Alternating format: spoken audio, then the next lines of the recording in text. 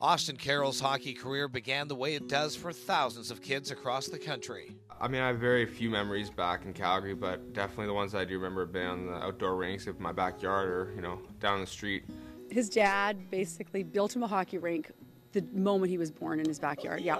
And I think he was not even 2 when we strapped on his first pair of skates. And whether it be at early morning practice or a late night training session, Austin's father, Phil, was always pushing his son to the limit.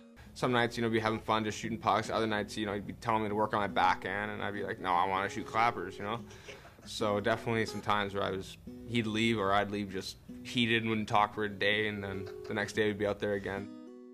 That summer, me and my dad had a couple man-to-man chats, and we decided that coming to Victoria was definitely the best for my hockey career. And, my mom had a tough time with it, but I think now that I've progressed and I am now, I think it's all three of us were very happy with the decision. Goes Carroll on a breakaway, he scores! Still, as Austin settled into a second home on Vancouver Island, Phil's battle with prostate cancer stretched into its 4th year, leaving his #1 fan weaker by the day. I didn't really realize to the extent it was probably to the first year I was in Victoria, Christmas time. That was right when I knew my dad was sick. He set a goal. He said, I'm going to be in Victoria at this date and I'm going to be able to spend time with my son. And, I'm thankful he did that. And it was during that trip to see Austin and the Royals in October of 2012 when the Carroll family really began to appreciate the role that hockey had in their lives. He was very, very weak. He had gone through huge chemotherapy and he was sick. He had cancer all through his body. But we had a great time. We went to the games. He just came to life at the games. It was just what life, it fueled him. It just gave him, it was the best medicine that we could have ever given him. And, we got to see him around the rink a bit. And it always brightened up Austin's day, and really, you could see the excitement in his step in that when his dad was around. You're living your dream, and your dad is soaking up as much time of the dream as he can. Definitely took advantage of every moment we had, and as much as he wasn't himself, it was just, it was incredible to see what lengths he would go for his son. But as Phil returned home and Austin to his Western Hockey League schedule, things would take a turn for the worse, leaving only enough time for one final exchange between a coach and player, father and son. Austin called me. He was down. He was worried. What if Dad doesn't know how I feel? She just said, you know what, why don't you go home and just write a letter and give it to him for Christmas? And I was like, okay. I went home and I thought it'd be tough to write the letter, but I just wrote for about an hour and just wrote what I felt, and it was simple. The letter just said that there was a lot more to our relationship than hockey, and we did everything together and we were best friends. And at the end, Phil, with tears just pouring down his face, said, that is the greatest gift a father could ever have, is having the love and respect of his son like that. And 48 hours later, he died.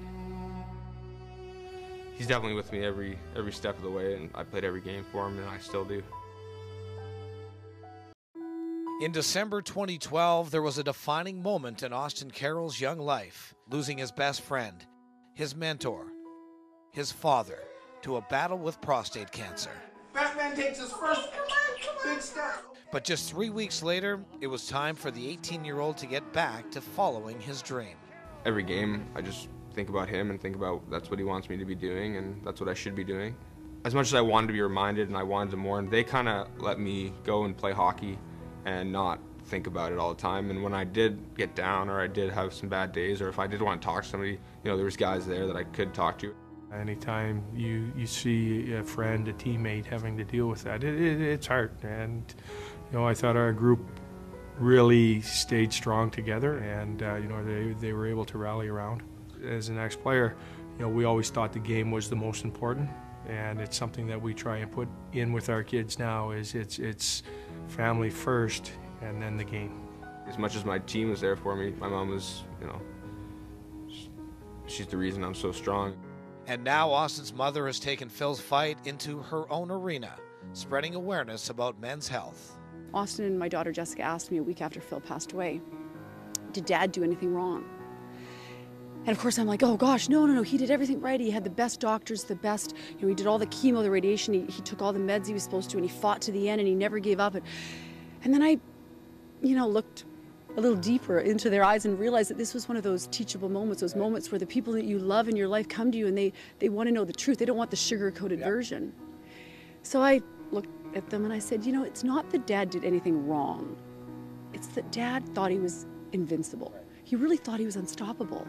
I found out he even ignored some symptoms. He had symptoms of prostate cancer that he ignored. And if he was proactive, 97% of men survive prostate cancer. That's a huge odd. But you have to detect it early. And so it's just a matter of being proactive about your health and just getting checked.